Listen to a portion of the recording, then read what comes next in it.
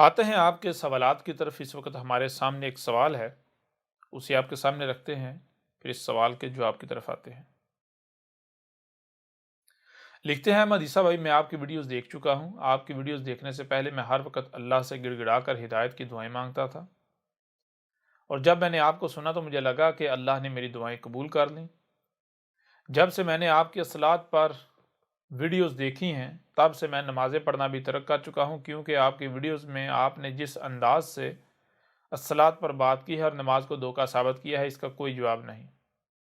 کوئی بھی آپ کی ان ویڈیوز کو دیکھے گا تو وہ چاہ کر بھی نمازیں نہیں پڑھ سکے گا۔ لیکن احمد عیسیٰ بھائی، میرا ایک چھوٹا سا سوال ہے، اگر آپ کے پاس وقت ہو اور میرا سوال جواب کے قابل ہو تو میرے سوال کا جواب ضرور دیجیے گا، میں آپ کے جواب کا انتظار کروں گا۔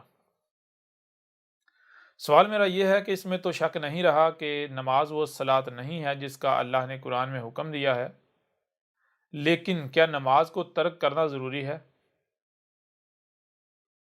کیونکہ جب نماز کو حدیث سے ثابت کیا جاتا ہے تو کیا یہ ممکن نہیں کہ اللہ نے الصلاۃ کے ساتھ ساتھ نماز کا بھی حکم دیا ہو، اور ہمارے باوجداد نے نماز کو تو پکڑے رکھا لیکن الصلاۃ کو بھول گئے اور ترک کر بیٹھے۔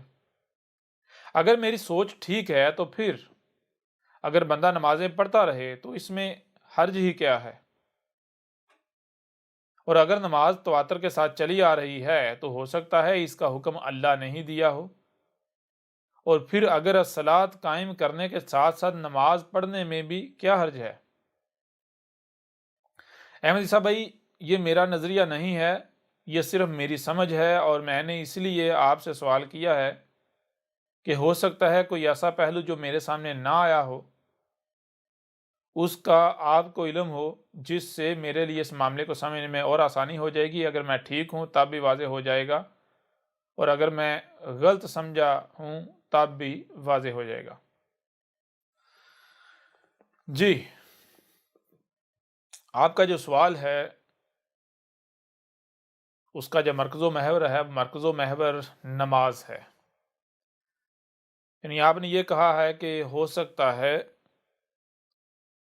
یہ جو نماز ہے اس کا حکم بھی اللہ نے ہی دیا ہو۔ یعنی آپ نے کیا کیا ہے؟ آپ نے یہ کیا ہے کہ الصلاۃ کو اپنی جگہ پر تسلیم کر لیا ہے، لیکن الصلاۃ کے ساتھ ساتھ نماز کو بھی ایک الگ سے ایک مقام، ایک حیثیت جو ہے وہ دینے کی کوشش کی ہے، یا آپ نے ایسا سمجھا ہے؟ آپ کا کہنا یہ ہے کہ اس میں کوئی شک نہیں، الصلاۃ وہی ہے جسے آپ نے واضح کیا ہے، لیکن ہو سکتا ہے کہ یہ جو نماز ہے اس کا حکم بھی اللہ نے ہی دیا ہو۔ یعنی آپ یہ کہنا چاہ رہے ہیں کہ بندہ الصلاۃ بھی قائم کرے، وہ بھی اللہ کا حکم ہے، اور ساتھ نمازیں بھی پڑھتا رہے، ہو سکتا ہے یہ بھی اللہ کا حکم ہو۔ ویسے بھی اگر الصلاۃ قائم کی جائے اور اس کے ساتھ نمازیں پڑھی جائیں تو نمازیں پڑھنے سے کیا حرج ہے؟ یعنی کیا فرق پڑتا ہے؟ تو میرے پر بھی اس کا بہت ہی آسان اور مختصر جو جواب ہے وہ جواب یہ ہے کہ سب سے پہلی بات تو یہ ہے، میں آپ سے سوال کرتا ہوں کہ کیا آپ نے اپنے رب کو جان لیا ہے، پہچان لیا ہے؟ اگر نہیں جانا، نہیں پہچانا، تو پھر سب سے پہلے آپ اپنے رب کو جانیں، رب کو پہچانیں، کیونکہ جب تک آپ کو اپنے رب کے بارے میں علم نہیں ہوگا تب تک آپ ہدایت نہیں پا سکتے۔ تب تک آپ اپنی خواہشات کو ہدایت کا نام دے کر ان کی اتباع کرتے رہیں گے، اور اسی خوش فہمی میں مبتلا ہوں گے کہ میں اپنے رب کی غلامی کر رہا ہوں، لیکن حقیقت اس کے بالکل برعکس کچھ اور ہوگی۔ ایسا میں نے اس لیے کہا ہے کہ اگر آپ کو یہ علم ہوتا کہ رب کیا ہے، رب کون ہے، تو آپ کبھی بھی اس غلط فہمی کا شکار نہ ہوتے۔ آپ جو نماز ہے اس کے بارے میں یہ نہ سوچتے۔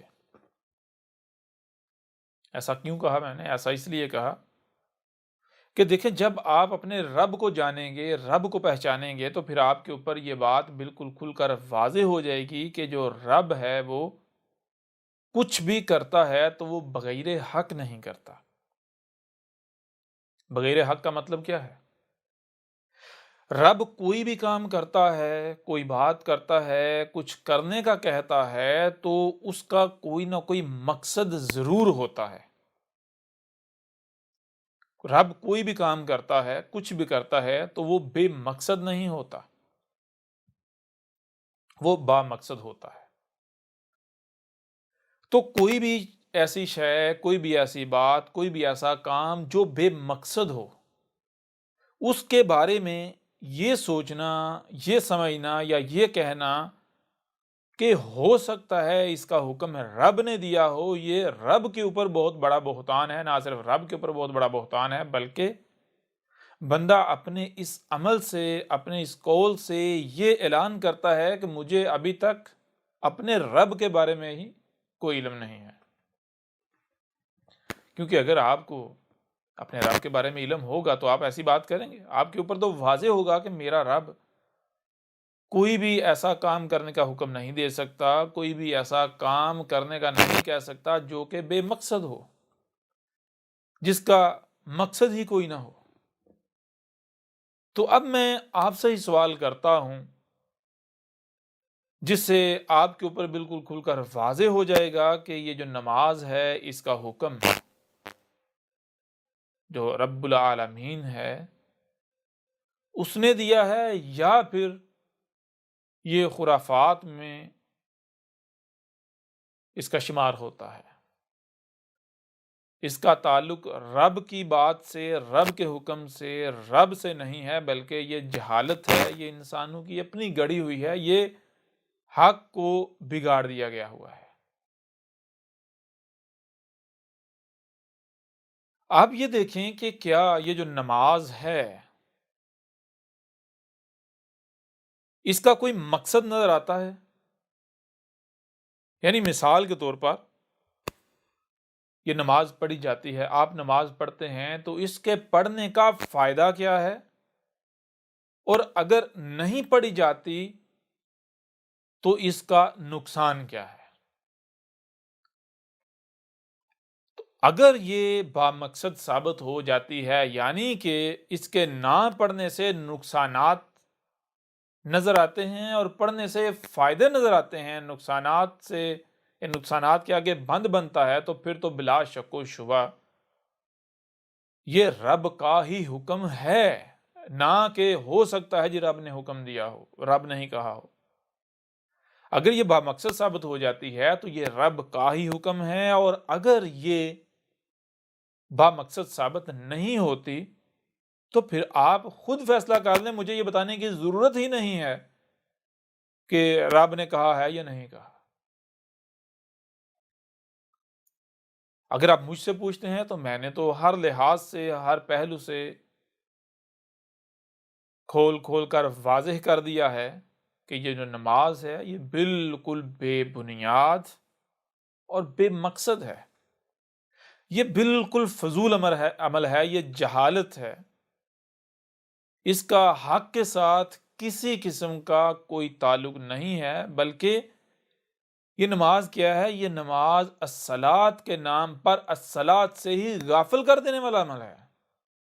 یعنی کہ ایک شخص جو ہے وہ نمازیں پڑھتا ہے اور وہ یہ سمجھ رہا ہوتا ہے کہ میں تو صلاۃ قائم کر رہا ہوں۔ اب حقیقت کیا ہے؟ آج آپ کے اوپر واضح ہو گئی کہ یہ نماز جو ہے یہ صلاۃ تو ہے نہیں۔ اب جب یہ نماز الصلاۃ ہے ہی نہیں اور کوئی شخص نمازیں پڑھ رہا ہے اور وہ یہ سمجھ رہا ہے کہ میں الصلاۃ قائم کر رہا ہوں، تو وہ فائدہ کر رہا ہے، اپنا فائدہ کر رہا ہے، دوسروں کا فائدہ کر رہا ہے، یا پھر وہ ہر لحاظ سے نقصان کر رہا ہے، ہلاکت کا سودا کر رہا ہے۔ کل اس کے سامنے آئے گا، او یہ کیا ہو گیا؟ ساری زندگی جو ہے جسے الصلاۃ سمجھتے رہے، اس کا تو الصلاۃ کے ساتھ کوئی تعلق نہیں تھا، بلکہ اس نے تو الصلاۃ کے نام پر ہمیں الصلاۃ سے غافل کیے رکھا۔ اب آج کیا کریں؟ آپ سوائے پچھتاوے کے کچھ نہیں ہے۔ لہٰذا میرے پھر دو ٹوک اور سیدھا سادہ جواب یہ ہے کہ دیکھیں، آپ نماز کو اگر تو یہ بامقصد ثابت ہوتی ہے، بالحق ثابت ہوتی ہے، تو یہ رب کا حکم ہے۔ اگر یہ بالحق ثابت نہیں ہوتی تو یہ رب کا حکم ہو ہی نہیں سکتا۔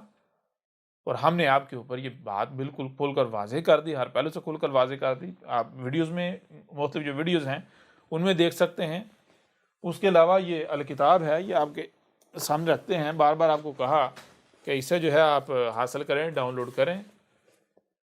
اسے جب پڑھیں گے تو اس میں بھی ہر لحاظ سے، ہر پہلو سے یہ بات واضح کر دی گئی کہ یہ جو نماز ہے یہ دجل ہے، یہ فراڈ ہے، یہ دھوکہ ہے، اس کا صلاۃ کے ساتھ کسی قسم کا کوئی تعلق نہیں ہے، یہ جہالت ہے، یہ ایک ایسا پٹا ہے جو ہر کسی نے اپنے گلے میں ڈالا ہوا ہے، جس کا یعنی کہ حق کے ساتھ کوئی تعلق ہی نہیں ہے۔ بہرحال ایک پہلو سے تو اس کا جواب ہو گیا یہ۔ اب بات دوسرے پہلو سے،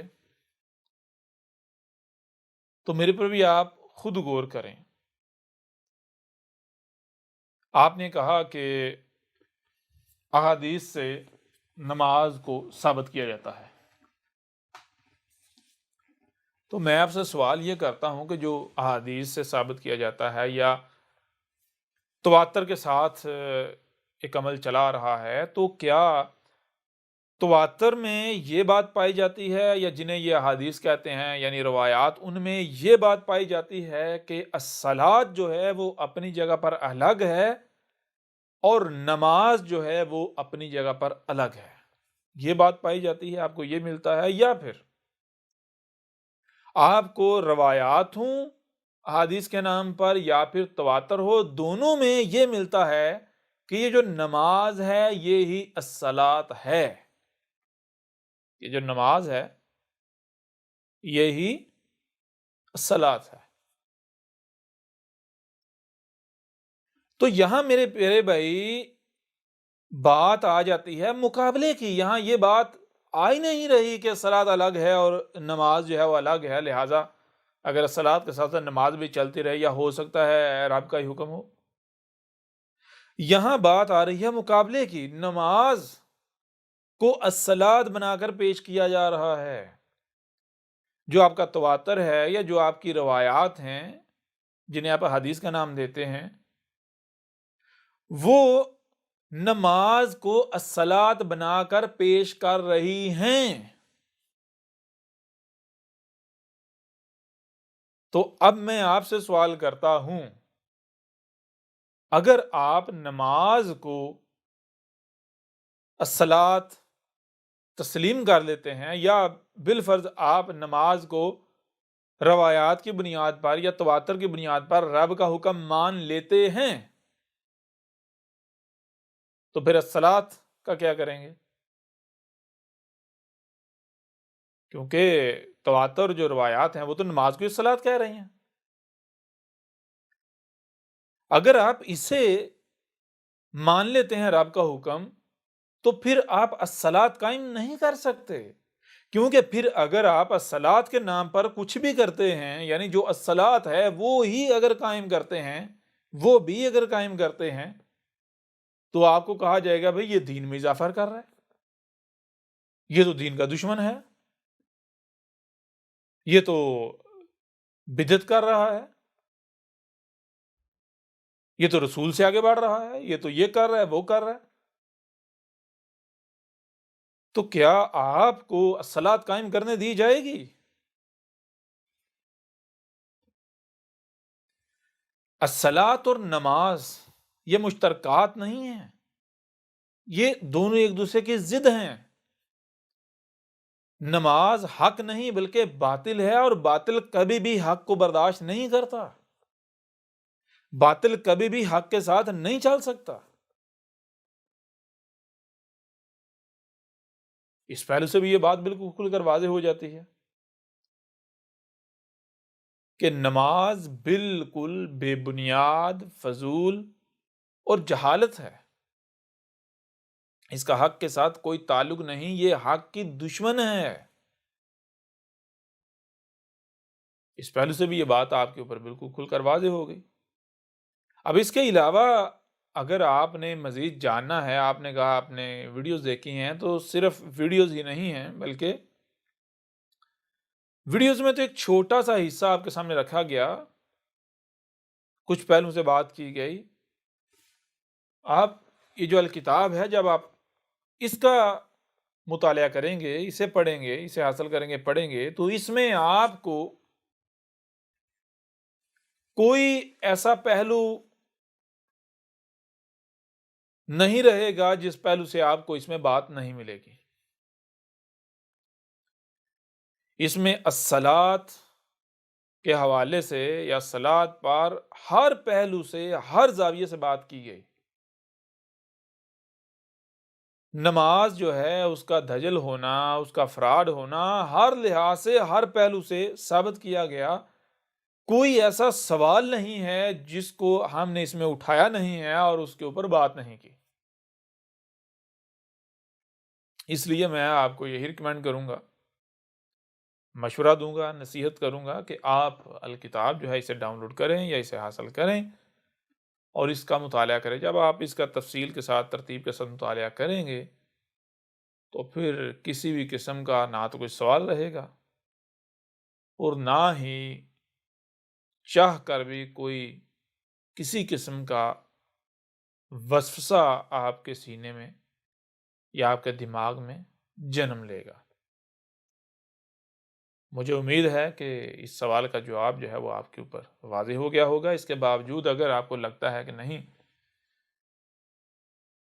میرا جو سوال ہے اس کا جواب کلیئر نہیں ہوا، سوال ختم نہیں ہوا، کسی بھی سطح پر، کسی بھی حد تک میرا سوال ابھی پیچھے باقی ہے، تو آپ اس کو مزید اپنے سوال کو یعنی واضح کر کے بھیجیں، تو اس پہلو سے بھی آپ کے سامنے اس کا جواب رکھ دیا جائے گا۔ لہٰذا بڑھتے ہیں اگلے سوال کی طرف۔ احمد عیسیٰ کون ہے؟ کیا آپ احمد عیسیٰ کو جانتے ہیں؟ احمد عیسیٰ وہ ہے جس نے ان باتوں پر سے پردہ اٹھایا ہے جس پر آج ہر کوئی اختلاف کر رہا ہے۔ حق اور باطل کی پہچان اب انتہائی آسان۔ آج ہی الکتاب کو ڈاؤن لوڈ کریں۔ مزید ویڈیوز کے لیے احمد عیسیٰ کے یوٹیوب چینل کو وزٹ کریں اور چینل کو سبسکرائب کرنا مت بھولیے گا۔